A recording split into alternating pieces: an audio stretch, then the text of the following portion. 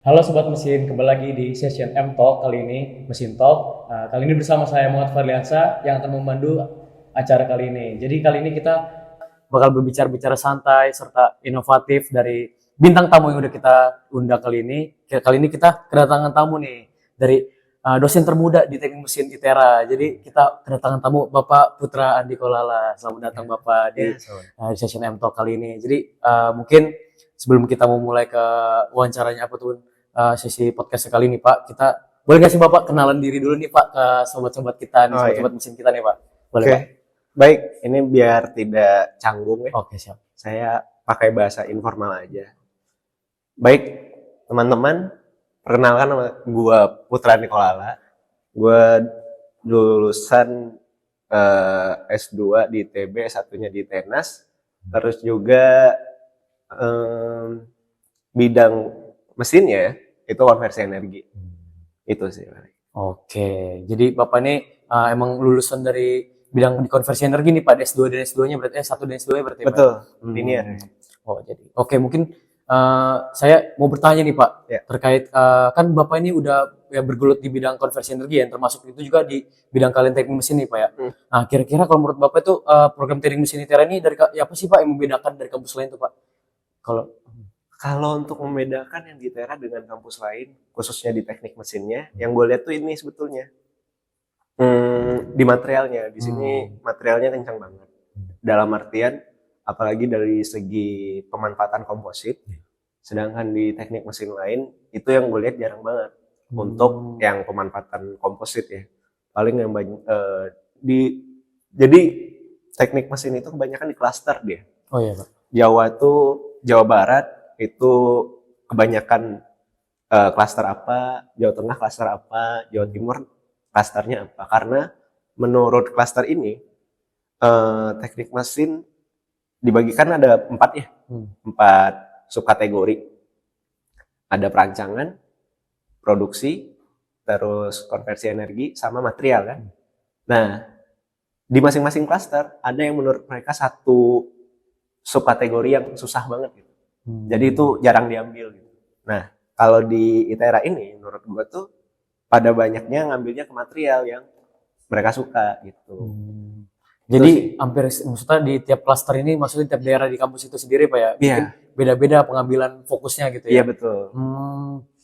Ya oke. Jadi kalau misalnya ini Pak, fokus utama Bapak itu di bidang unggulan yang diajarkan teknik mesin itu apa sih Pak? Fokus ini unggulan yang diajarkan di teknik mesin itu kayak gimana sih Pak? Di ITERA ini sendiri? Oh di ITERA. Ya. Kalau di ITERA yang gue lihat itu sebetulnya yang diunggulkan itu tadi material. Ya. Kebanyakan material atau yang sifatnya hal-hal yang praktik. Praktek. Nah, itu yang ditonjolkan sebetulnya di teknik mesin ITERA dikarenakan ini mungkin ya perspektif gua kalau misalkan di ITERA tuh ditunjukkan prakteknya karena pengennya nanti hasil lulusan dari teknik mesin ITERA itu bisa ditampung oleh perusahaan-perusahaan yang sifatnya di pabrik, yang di site lah gitu. Itu sih yang gue lihat. Karena dosen-dosen melihatnya potensinya anak-anak ini pada sukanya di hal-hal yang praktek langsung. Praktikal langsungnya gitu, Pak ya berarti ya. Betul.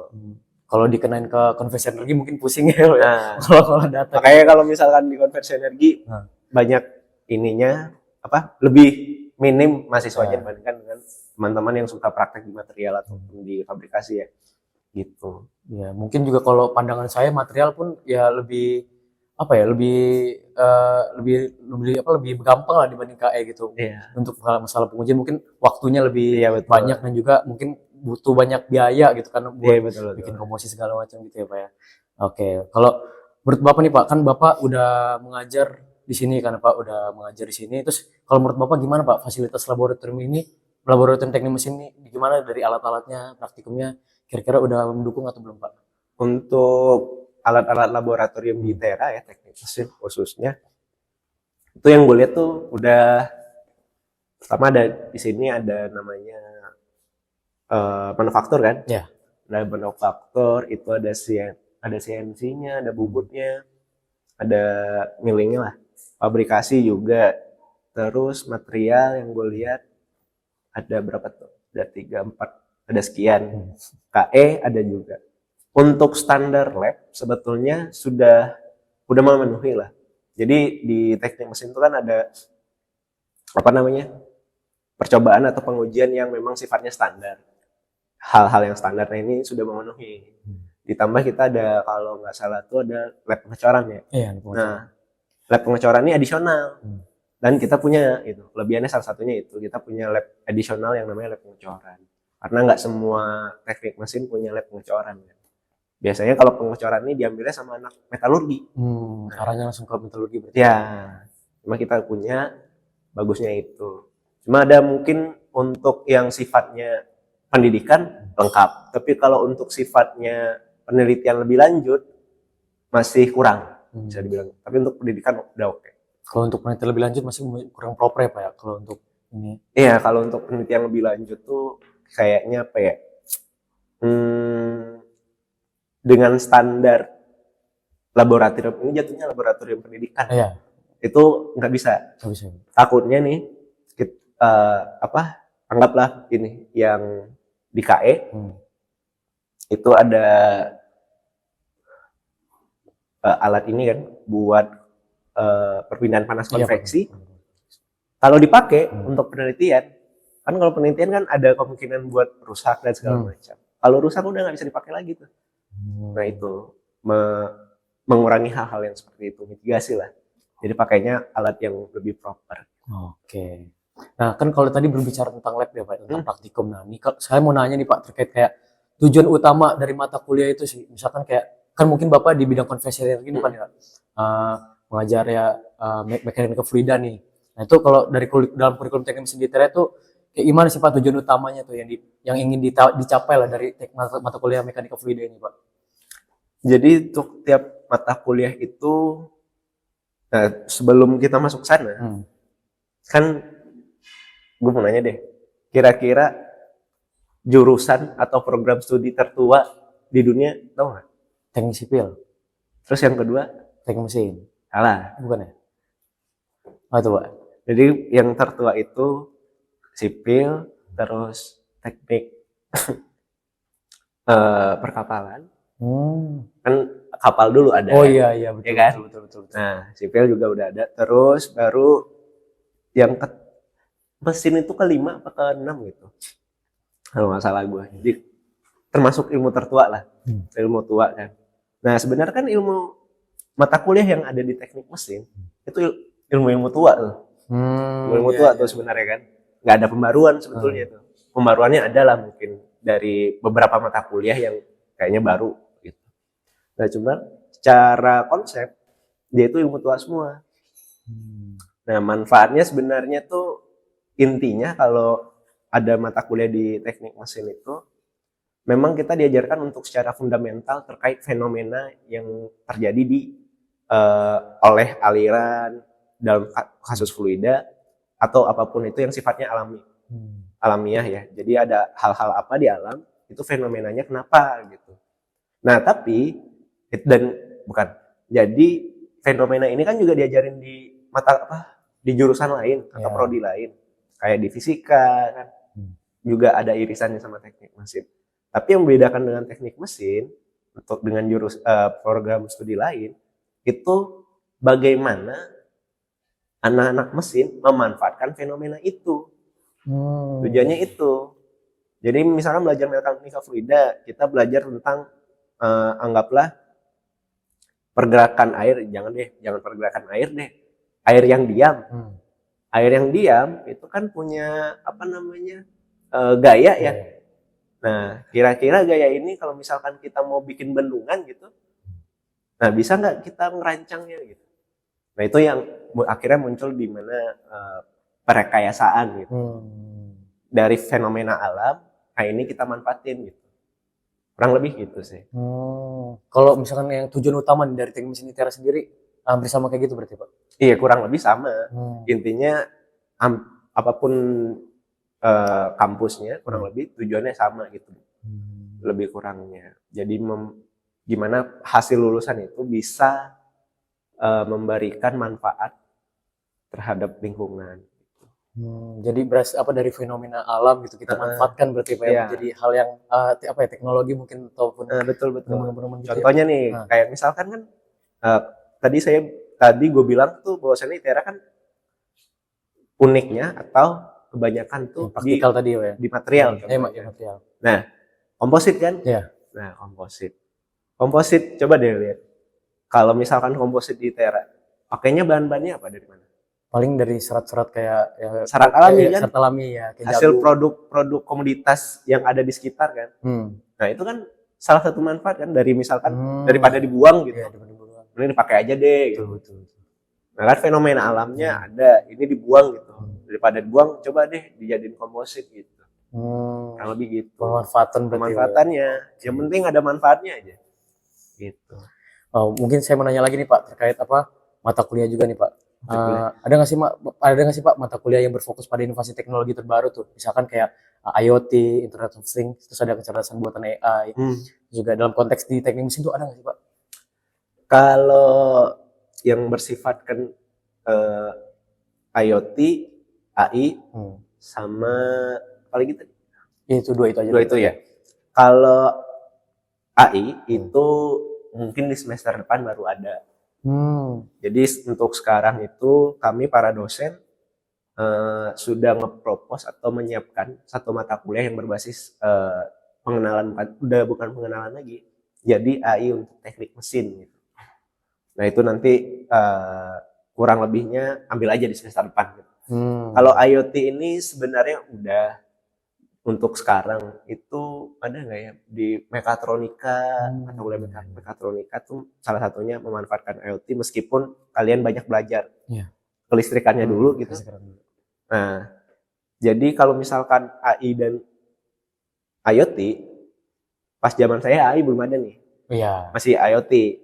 Nah, pas zaman saya itu IoT itu memanfaatkannya ya gimana caranya hal-hal yang gue bilang tadi yang dimanfaatkan tadi itu sifatnya otonom semi otomatis. Jadi keberadaan manusianya udah nggak ada. Nah, kebermanfaatannya itu kan kita masih sebelum ada IoT itu manusia yang manfaatkan langsung. Nah, ini kurang lebihnya gimana caranya kalau nggak ada manusia bisa nggak dia berjalan sendiri gitu. Contohnya seperti pikir dulu. Nah, bukan contohnya yang udah agak lama tapi advance itu tangan robot.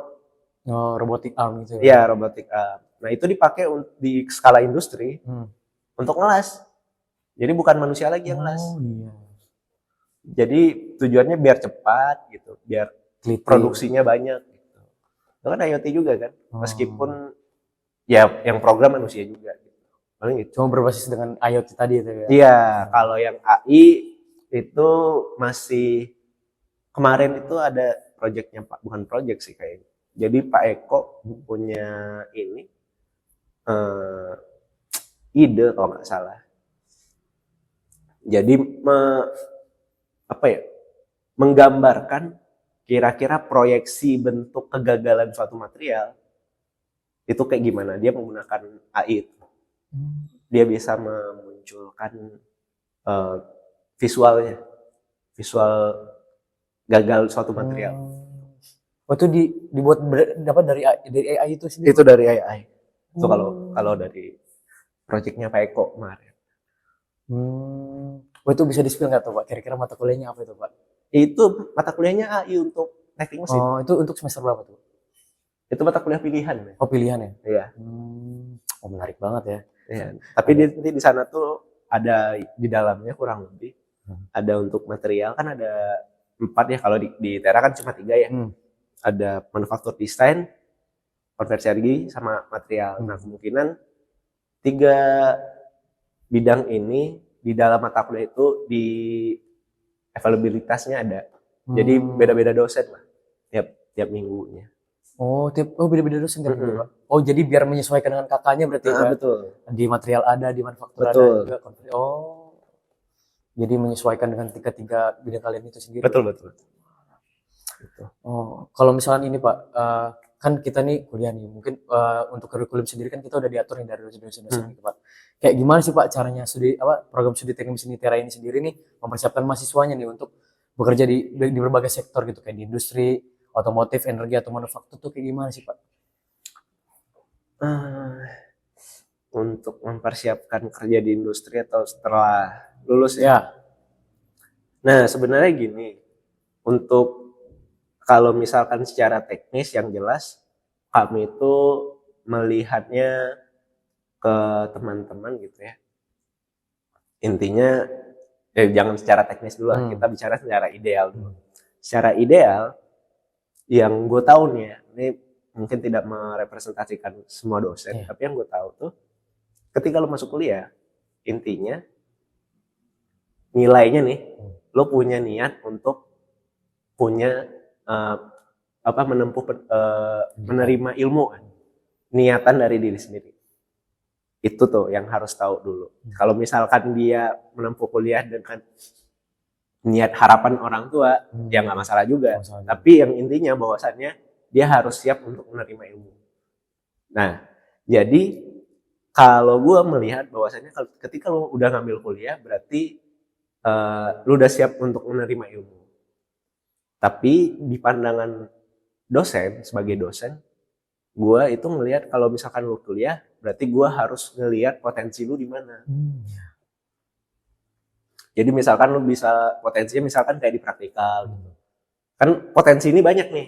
betul. Bicara potensi. Ada yang potensinya dia nulis, ada yang potensinya dia ngajar, ada yang membaca, ada yang praktek langsung ngoprek-ngoprek. Banyak lah, potensi ini banyak macamnya. Nah, sesungguhnya nih, kalau lu udah S1, itu lu bisa tahu potensi lu di mana. Beres kelar S1 tuh potensinya di mana. Akan lebih bagus jika berkesesuaian dengan backgroundnya. Nah misalkan, lu gue tanya deh, lu sukanya di mana? Kalau di bidang teknik mesin sendiri Pak? Enggak, di bagian apa potensinya kira-kira di mana? Oh, potensi. Kalau saya sih lebih sukanya di bidang praktikal langsung. Praktikal langsung. Kalau misalkan gue tempatin lu kerja di office mau nggak? Ya mau sih Pak kalau misalkan ditawarin kerja ya. Iya, Cuma kan tawarin kalau kerja. sesuai dengan kemampuan tadi ya Pak ya. Mungkin ya bakal ngerasanya bakal lebih boring pasti kan. Lebih boring pertama tuh. Terus kalau misalkan lu ditempatkan di office gitu, dia di komputer aja, ya pasti lu bete, monoton, entah itu kerjaan apa nih, cuma gini-gini doang kan. Karena lu memang secara potensinya di praktek. Nah itu tujuan dari dosen itu juga mengirimkan karir lu sesuai dengan potensi. Itu menurut gua. Jadi kalau misalkan lu selama kuliah 4 tahun nih, kurang lebih atau 5 atau 6 lah, terserah lah. Jadi kita pengen lihat potensi lu kira-kira di mana nih. Nggak masalah sebetulnya shifting work dalam artian pergeseran. Jadi misalkan lulus S1 teknik mesin, tapi kerjanya di dunia media, nggak masalah. Karena misalkan potensinya, ternyata dia potensinya tuh buat menulis gitu, jadi content writing. Menulis kan juga diajarkan di sini. Nah itu shifting kayak gitu nggak masalah. Yang penting dia sesuai potensinya dulu. Kalau karirnya ada sesuai potensinya, dan si karirnya ini sesuai dengan keilmuannya, alhamdulillah berarti dia sejalan ya. Tapi kalau itu idealnya, tapi teknisnya ya kami para dosen ya paling membantu. Ini ada info kerja, kira-kira siapa nih. Jadi ada kalau misalkan ada himbauan atau tawaran dari pemberitahuan dari PT gitu ya, perusahaan. Nah gitu kita ngelihat ini kira-kira siapa yang cocok. Paling digituin bentuk teknisnya. Oh, tadi kan berbicara terkait lulusan tadi Pak ya. Berbicara tentang lulusan ini kan ngarahnya ke prospek karir nih Pak. Ya. Kalau misalkan bidang apa saja sih Pak yang kira-kira dapat ditekuni nih dari lulusan teknik mesin lulusan teknik mesin sendiri ini di ITERA contohnya? Bidang-bidang? Ya bidang-bidang yang yang bisa ditekuni lah buat alumni atau lulusan dari teknik mesin ITERA sendiri. Bidang mata kuliah apa gimana sih? Ya misalkan kayak mereka nih bekerja di bidang manufaktur kah misalkan kayak gitu, ataupun mereka bekerja di bidang metalurgika atau gimana gitu. Kira-kira menurut lu gimana? Kalau dari pandangan saya ya Pak, mungkin berkaca dengan beberapa abang-abang yang saya kenal gitu kan. Ya sejauh ini gitu saya lihat-lihat sejalan lah dengan ininya, dengan bidangnya gitu kan. Nah, coba kalau pandangan dari Bapak gimana? Mungkin dari mahasiswa-mahasiswa Bapak yang Bapak kenal gitu ataupun kayak gimana? Ya kalau gue tuh ngelihatnya bidang-bidangnya eh ya karena gue di KE, yang gue lihat teman-teman gue di KE semua. Jadi ada yang ke pembangkit, ada yang memang dia apa ya kemarin tuh, jadi utility engineer bilangnya. Terus ada utility engineer tuh mirip-mirip maintenance, tapi maintenance di bidang KE gitu. Bilangnya utility engineer. Ada yang jadi boiler engineer, banyak lah. Intinya yang nama-nama yang nggak aneh untuk common people gitu. Kalau kalau misalkan untuk ya mungkin lo tahu jadi project engineer, piping engineer, terus apalagi manufacture engineer atau design engineer. Boiler engineer pernah dengar nggak? Nah, itu baru pertama dengar tuh Pak. Utility engineer Baru pertama dengar juga. Yang kayak gitu tuh kalau yang kayak emang sangat minim yang tahu. Tapi kalau misalkan di industri, di manufaktur tuh istilah-istilahnya pasti kalian pernah dengar. Kayak gitu. Cuma kalau misalkan bidang sebenarnya banyak ya. Tapi karena memang ke Indonesia itu banyakkan industri, dalam artian pasti hal-hal yang sifatnya industrial lah, yang dicari sebetulnya. Misalkan procurement, kenapa? Procurement. Wah, belum tahu tuh Pak. Jadi procurement itu pengadaan. Misalkan lu kerja nih di salah satu bidang otomotif, lu di bagian procurement. Nah biasanya procurement itu dicarinya anak-anak mesin. Jadi procurement ini itu bentuknya itu lu disuruh kerja pengadaan barang. Intinya pengadaan barang. Pengadaan barang kan sebenarnya nggak harus teknik mesin. Betul. Ya kan? Ya. Nah tapi pengadaan barangnya masalahnya buat bikin spare part mobil atau part-part mobil. Nah itu kan materialnya harus anak teknik mesin yang tahu, terus bentuk gambarnya dia yang tahu. Gitu. Jadi banyak bidang lah sebetulnya, bukan hanya hal-hal yang sifatnya side juga. Nanti seiring berjalannya waktu tuh pasti, atau mulai dari sekarang deh coba cari tahu aja. Kebuka sendiri. Dia kebuka-buka. Nanti pas lulus kebuka-buka lagi tuh. Oh ini bidang ini ya bisa dimasukin teknik mesin gitu. Jadi nggak selalu hal-hal yang sifatnya praktikal kayak langsung ngurusin material itu potong, nggak harus, bisa ada juga yang di meja tapi ngurusin material juga gitu. Bagian desain macam-macam deh. Wah, berarti itu ya. Terus kalau misalkan ini Pak kayak kan saya nih Pak di semester 6 ini nih Pak kan bakal ada nanti magang atau KP tuh, Pak. Nah, kira-kira gimana sih Pak kalau dari teknik mesin literan ini dari dosen-dosen gitu, kayak gimana, kayak apa membantu nggak sih Pak mahasiswa untuk mendapatkan magang atau pekerjaan gitu, kira-kira apa? Paling kalau dari kami perusahaan-perusahaan yang sudah bermitra itu kami bilang ke mereka atau kami beritahu kalau misalkan perusahaan yang bermitra sama kami itu lagi menerima magang, itu kita lempar ke mahasiswa. Cuma kalau misalkan memang lagi tidak ada atau memang lagi kosong, itu pakai koneksi pribadi. Oh ya. Dalam artian bukan nepotisme ya, maksudnya tanya ada teman yang kerja di PT gitu kan. Ada nggak di sana bisa buka atau magang nggak buat mahasiswa? Oh ada. Nah itu kita kasih tahu ke mahasiswa, nih coba ke PT ini, PT X gitu. Nanti emailnya dikirim ke HRD-nya. Gitu. Itu kan bukan nepotisme, tapi memberikan informasi melalui konektivitas gitu. Betul. Itu sih paling. Oke, kalau misalkan ini Pak, saya mau bertanya lagi nih terkait kayak lulusan nih, peluang lulusan dari teknik mesin ITERA sendiri itu bersaing di tingkat nasional maupun internasional tuh kayak gimana sih Pak? Berapa? Peluang lulusan teknik mesin ITERA bersaing di tingkat nasional maupun internasional, kemudian Bapak? Untuk bersaing sih sebenarnya ini subjektif ya, kalau misalkan dinilai ya, bersaing di tingkat nasional atau internasional. Untuk internasional, pertama lulusan kita ada yang internasional nggak? Belum. Ya. Jadi nggak bisa nilai nih kan. Nah, nasional sekarang lanjutnya nasional. Yang nasional itu untuk persaingan Eh, Kira-kira deh menurut lo, alumni pada banyaknya kerja di pulau mana? Eh, sekitar sekitar Sumatera sih Pak, Sumatera kalau nggak Jawa. Sumatera nggak Ya, Jawa? dua itulah. Kurang lebih persentasenya deh. Banyakan di Sumatera apa Jawa? Yang lo tahu aja. Sumatera sih Pak, yang saya tahu ya. Nah, Ya. Sumatera. Nah, kenapa akhirnya kalau misal secara persaingan di Sumatera dia bagus betulnya. Hmm. Jadi orang-orang nih secara karir gitu. Dalam artian pelamar kerja saingannya memang mungkin untuk teknik mesin ITERA tuh unggul. Tapi kalau dibawa ke Jawa tuh lamaran orang-orang di Jawa misalkan itu kan banyak ada kampus-kampus lain yang mungkin lebih settle atau lebih secara umur kan kita masih baru. Iya. Tapi kita udah berusaha untuk menyamai dengan mereka. Tapi di Jawa itu kan kayak ngeliat ITERA apaan gitu. Nah, masih belum tahu gitu. Jadi kalah nama, tapi secara apa namanya? Kepraktikan Kompetensi. itu masih bisa diuji lah gitu. Mungkin cara teori ada yang menang kampus sebelah, tapi secara praktikan kami yakin bahwasannya mahasiswa bisa gitu. Mahasiswa kami bisa gitu. Menyaingi ya. Menyaingi yang lain. Secara praktikal bisa. Ya bagus lah. Kompetitif untuk nasional. Oh, mungkin kayak saya mau nanya nih Pak, terkait kan mungkin tadi kita udah ngebahas kayak mata kuliah ataupun lulusan juga gitu.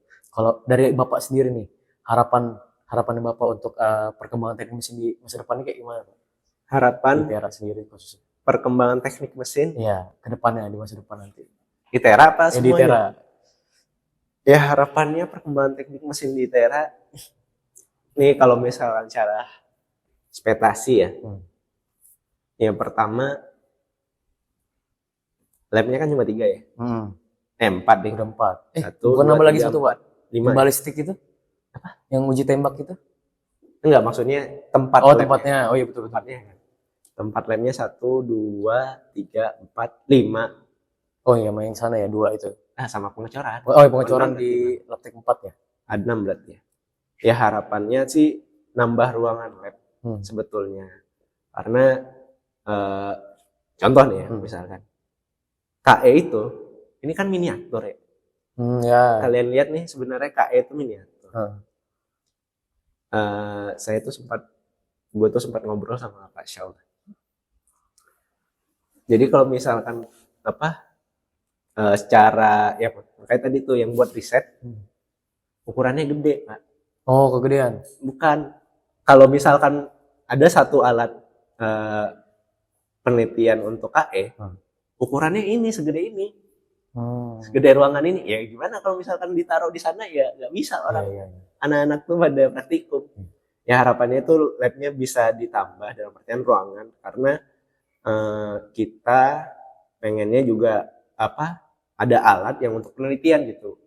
Jadi kalau misalkan dipakai ini nanti ya chaos lah antara untuk pendidikan. Dan alatnya itu yang kita juga skalanya tuh ukurannya gede gitu. Takutnya nanti kalau misalkan makan space mengganggu pendidikan. Jadi nanti menyediakan tempat untuk penelitian lah. Terus itu satu harapannya ya.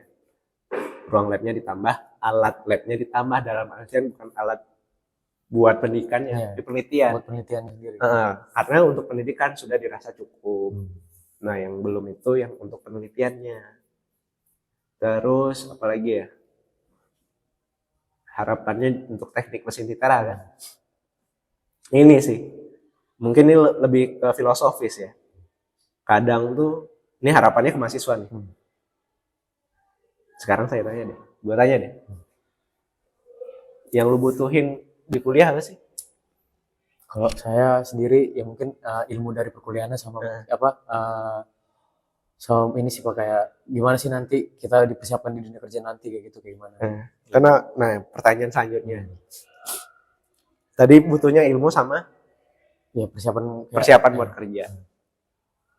Ilmunya pengen teknik mesin. Betul. Ya. Gue balik. Kenapa nggak ikut LPK gitu? Oh, LPK ya? Iya. Dia nyediain ilmu langsung dapat kerja. Kalau saya sendiri mungkin pandangan saya sendiri Pak ya. Mungkin kan ya LPK mungkin basisnya kan kayak pelatihan kayak gitu, Ah. mungkin kayak khususnya lebih pelatihan yang spesifik gitu Ya kan, betul. ya kan lebih spesifik dia nih. Cuma kalau menurut saya, kalau kalau dengan kita yang kuliah nih, dengan dibanding itu bukannya apa ya, apa ya, membedakan gitu ya. Eh, Mungkin pola pikirnya lebih beda gitu Pak. Di eh, perkuliahan sendiri dengan yang seperti itu mungkin ya. Kalau dari pandangan saya gitu. Kalau dari apa, gimana caranya mahasiswa ini berpikir ataupun kayak gimana itu mungkin agak berbeda gitu pola pikirnya. Dan berdasarkan hmm. pendidikan. Dan juga mungkin ya kita punya gelar seenggaknya gitu kan. Ada dari gelar itu sendiri yang bisa membantu kita kelak nanti di dunia kerja gitu kan. Kalau pandangan saya seperti itu. Oke, berarti itu eh, berbenturan tuh yang pertama. Nah, Berarti bukan cari ilmu, ya kan? ya, Nah, berarti bukan cari ilmu. iya betul. Kalau ilmu bisa di LPK. Hmm, Terus bukan cari kerja juga, bukan. persiapan buat kerja Persiapan. bukan juga. Di LPK juga bisa. Berarti apa tuh? Jadi S1 ngapain tadi jadi? Ya kan dengan caranya kita, ya pola pikir tadi kan bisa dari Nah, ilmu juga sih Pak. membentuk pola Ya, pikir membentuk kan. pola pikir itu. Membentuk pola pikir di LPK tuh nggak dapet. Ya, Nah, itu maksudnya kadang tuh mahasiswa-mahasiswa tuh kurang back to basicnya, fundamental atau nilai filosofinya tuh kurang gitu menurut gue ya. Jadi harapannya mahasiswa juga sadar diri, bukan sadar diri, coba menyadarkan diri atau introspeksi kembali lah terkait kenapa sih kalian tuh kuliah lagi gitu. Kenapa sih kalian pengen kuliah? Kalau misalkan pengen mencari gelar nih, mencari gelar buat kerja, ya mungkin ada ijazah bodong, tinggal dibeli aja. Kalau pengen cari gelar kan. Nah, makanya hal-hal yang bentuknya kayak gitu diperlukan karena apa? Jangan sampai kalian kuliah itu cuma FOMO aja. betul.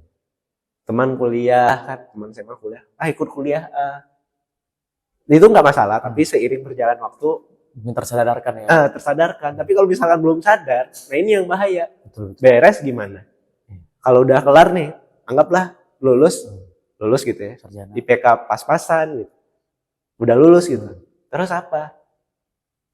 Mau ngapain gitu. Nah, itu yang maksudnya memang harus back to basic. Jadi coba apa ekspektasi kalian di kuliah ini masing-masing. Itu sih ke mahasiswanya kurang lebih itu. Menurut gue ya. Tapi nggak tahu sih yang lain. Biar mikir juga gitu. Setelah kuliah ngapain ya? Ngapain ya? Terus kalau misalkan nggak dapat nanti gimana ya? Ya kalau gue mikirnya segimana mungkin setelah udah punya ini ya kayak tadi tuh punya pola pikir. Jadi pola pikir tuh dibentuk di kuliah kan. Nah nanti di D3 gue kalau compare D3 gimana? Kenapa nggak ambil teknik mesin yang D3 aja? Pertanyaannya gitu. Ya nanti bisa dijawab lah. Nah akhirnya kalau misalkan pola pikir kebentuk, setidaknya kalian lulus itu bisa memberikan manfaat terhadap lingkungan sekitar. Setidaknya di rumah aja. Kalau misalkan ada, ya anggaplah ini ya pos ronda gitu malam-malam gitu ya. Nah itu kan gimana caranya biar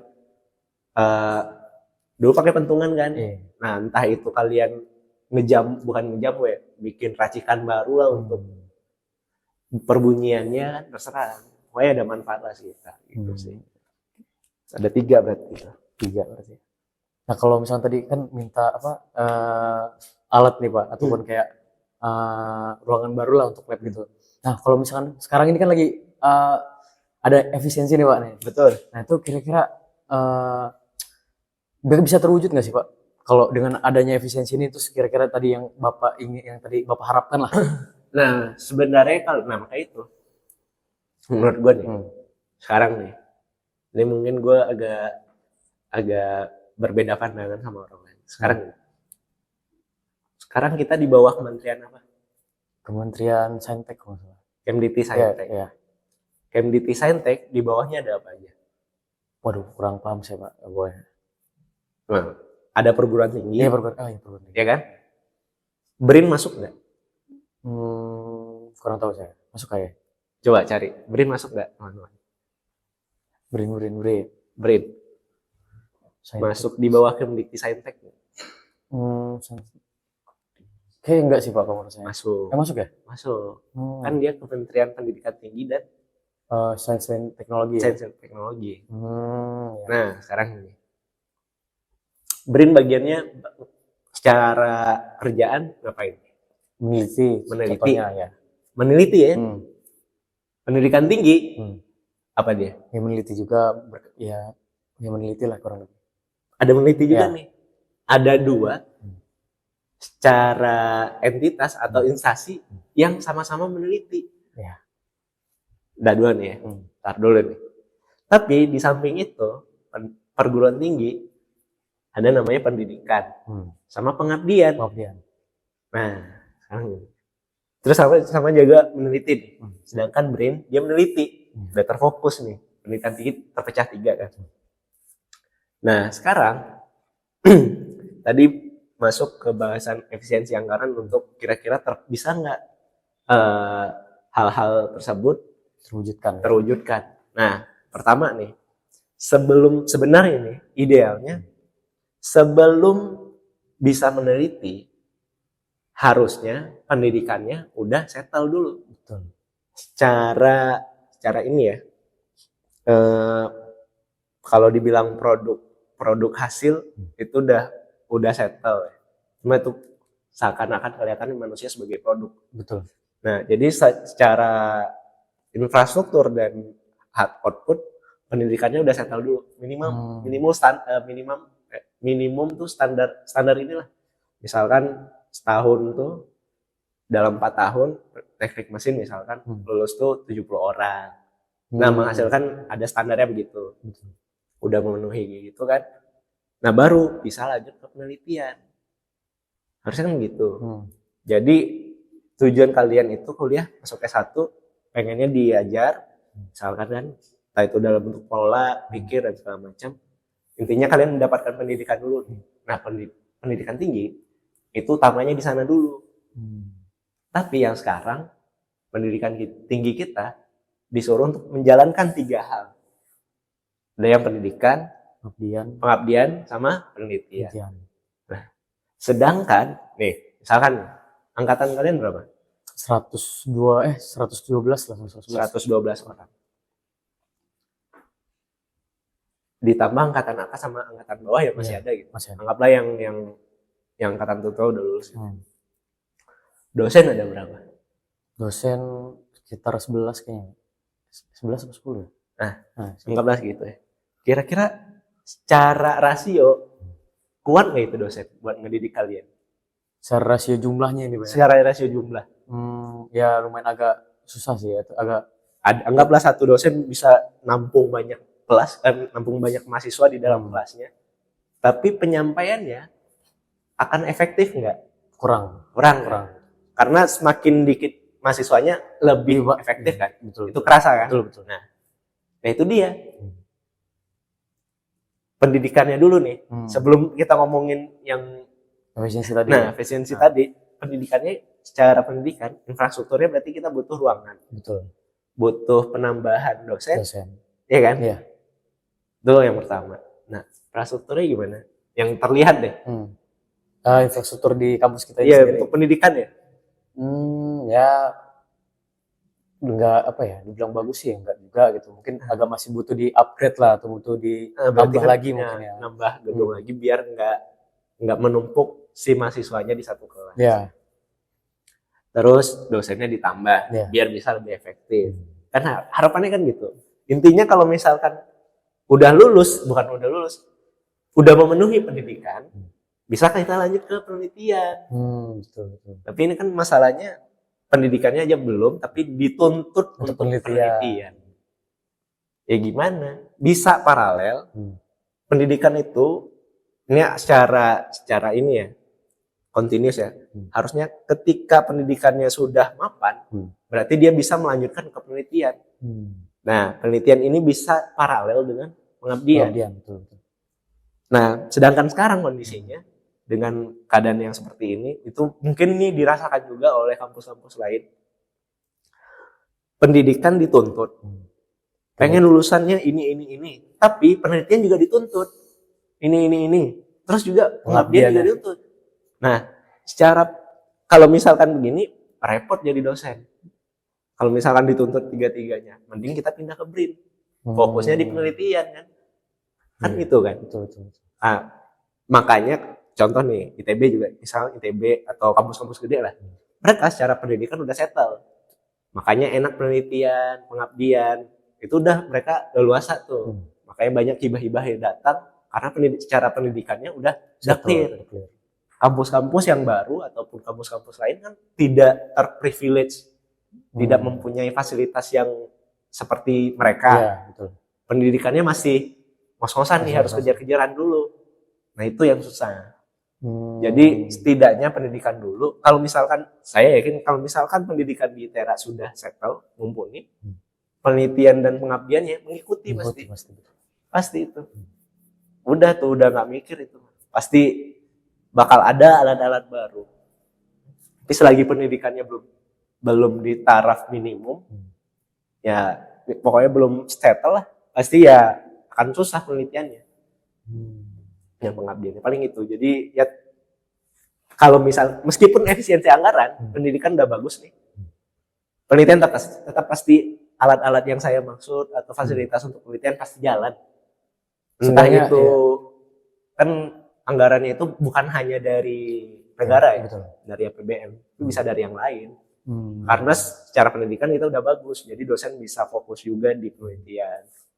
Dari pendidikan bagus itu jadi apa mungkin dari luar-luar ngeliat kita penelitiannya kan ya jadi situ berarti Pak ya. Iya, maksudnya misalnya pendidikan udah nggak mikir lagi nih dosen-dosen udah bagus lah gitu, udah bagus, rasionya udah nggak dipres banget cara kerjaan. Nah, dosen tuh bisa membagi ke bagian penelitian. Nah, itu bisa menarik peminat dari industri segala macam. Kan nggak harus dari uang negara kan. Betul. Mungkin kayak dari industri mau penelitian apa gitu misalkan yang butuh jasa dari kita gitu. Betul. Ya, mungkin mereka ngasih alat ataupun gimana ya. Nah, kayak gitu. Jadi seperti itu ya. Iya. Nah, kalau gini Pak, terkait kayak saran nih Pak. Kayak gimana sih Pak untuk mahasiswa ini agar mungkin bisa menyesuaikan gitu dengan dunia kerja yang sekarang ataupun kayak apa yang dibutuhkan sekarang di Indonesia ini ataupun di dunia ini gitu. Yang dibutuhkan sekarang sarannya sebetulnya satu, kemauan untuk belajar. Tuh. Soalnya meskipun misalkan dia diminta ini untuk fresh graduate ya, maksudnya kalau misalkan cari pekerjaan yang berpengalaman itu agak susah tuh. Betul. Nah, jadi yang fresh graduate intinya itu satu, mau belajar. Meskipun kalian lupa ataupun beda sama kejuruan gitu. bidang pekerjaan dengan S1-nya, background S1-nya, nggak masalah, asalkan mau belajar aja. Karena menurut gue tuh ketika lo mau belajar, ya apapun pasti diterima, akan belajar lagi tuh. Meskipun nanti akan ada namanya masa-masa probation, masa uji coba kan di kerja itu 3 atau 6 bulan. Nah itu di sana tuh tempatnya belajar untuk mengikuti ritme pekerja lainnya, kolega. Jadi biar bisa mengikuti ritme kerja dari kolega lain. Tuh yang pertama belajar. Terus juga apa lagi ya? Ini bisa kepake bisa enggak? Tergantung. Kalau misalkan dia kerja di site atau di site itu jarang dipakai kalau yang ini. Tapi menurut gue ini kepake banget. Meskipun di industri megang alat ini juga kepake. Itu soft skill dalam artian lo bisa Excel apa enggak? Microsoft Excel nih. Ya bisa spreadsheet juga bisa. Ya spreadsheet sih. Dalam artian Excel. Karena yang gue lihat hampir semua hal di dunia kerja itu pakai spreadsheet. Mau lu engineer karena bikin laporan nih. Bikin laporan ya pakai Excel. Nah, pokoknya hal-hal itu enggak di Word lagi. Yang gue lihat ya, yaitu memudahkan administrasi sih sebetulnya. Jadi Excel itu untuk memudahkan administrasi, meskipun nggak bisa nih, kita jarang pakai kan di sini. Setidaknya coba belajar karena itu memudahkan hal dalam bentuk administrasi. Karena kalau misalkan kita Excel nggak bisa, secara ini kita udah misalkan disuruh cek ada material cacat gitu. Kita udah cek nih, udah kelar nih. Tapi karena kita nggak bisa Excel atau nggak bisa spreadsheet itu, makan lama waktunya di sana bisa 3 jam, 4 jam bikin laporan doang. Padahal mah secara ambil data udah kelar gitu. Ambil data cuma setengah jam doang. Tuh. Jadi ada mau belajar Excel sama satu lagi ini tergantung. Kalau misalkan diterimanya sebagai bawahan, ya berarti kan harus nurut. Ya. Tapi kalau misalkan pekerjaan yang ditawarkan itu sebagai pemimpin organisasi dalam artian supervisor gitu, berarti kan perlu namanya kepemimpinan. Tapi kalau bawahan nggak perlu kepemimpinan kan. Nah, yang bawahan itu tentunya berarti kerja bareng gitu, kelompok, bisa bekerja sebagai kelompok. Itu sih yang dua, sisanya kebanyakan tentatif, tergantung posisi. Menurut gue sih dua itu. Fundamentalnya itu. Mungkin terima kasih banyak Pak untuk tadi banyak juga perbincangan dari kita terkait dari program studi mesin ITERA, terus mata kuliah, pembelajaran, terus prospek karir dan harapan ke depannya. Mungkin udah banyak juga yang Bapak sampaikan gitu. Udah banyak insightful banget lah gitu. Banyak yang bisa kita ambil gitu dari bincang-bincang santai dengan Bapak gitu kan. Semoga dengan adanya M-Talk ini bisa bisa menyampaikan pesan-pesan dari mahasiswa lain juga gitu Pak. Mungkin ada pertanyaan-pertanyaan serupa gitu kan yang mereka bingungkan gitu terkait dari perkuliahan di teknik mesin sendiri gitu kan ya. Mungkin dari saya terima kasih Pak udah mau hadir di M-Talk ini sendiri gitu, udah mau berpartisipasi lah gitu. Walaupun lagi suasana seperti ini kan gitu. Ramadan ya. Di puasa ini. Iya, lagi panas pula juga kan. Enggak apa-apa lah. Mungkin terima kasih banyak Pak sebelumnya gitu. Terima kasih dan mohon maaf mungkin kalau misalnya ada salah kata ataupun ada salah perbuatan, entah mungkin salah apalagi mungkin yang sekiranya berkenan di hati Bapak gitu. Mohon maaf sebesar-besarnya ya Pak dari kami. Ya mungkin segitu aja M-Talk kali ini. Terima kasih buat yang sudah menonton kali ini. See you Sobat Mesin. Bye-bye.